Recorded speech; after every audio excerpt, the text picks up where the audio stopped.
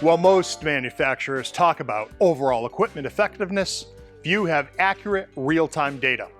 We often hear manufacturers say things like, enterprise-wide, our OEE is 87%.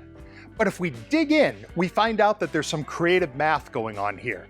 Outdated statistics or just plain guesswork. Getting an accurate calculation is all about collecting and trusting machine data. Human calculations are prone to error and embellishment. When we show customers the actual data for their plant, they're shocked to know just how far off they are.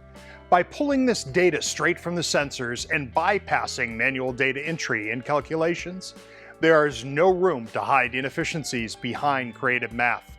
Look, realizing your plant is less efficient than you thought shouldn't be a reason to despair.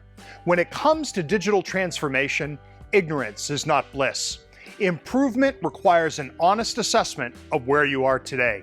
We start with eliminating data silos by connecting all your factory floor and enterprise systems. Then, we funnel all this data through a proprietary processing pipeline in our modern cloud-based data lake to give you a 360-degree view of your operations in real time. But we don't just show you the problems, we help you find the root causes backed by data. Our advanced analytics capabilities give you AI-powered recommendations for increasing efficiency and closing the gap between where you are now and where you want to be tomorrow. The best part of all this? We do it fast. With our sprint implementation strategy, we break projects into short 90-day sprints. Each sprint has a clear KPI and delivers a return on investment that will help you fund the next one. We don't ask you to trust us that it will pay off one day. We prove it to you from the very first sprint. Are you ready to stop guessing at your overall equipment effectiveness? Are you ready to start knowing exactly what it is today?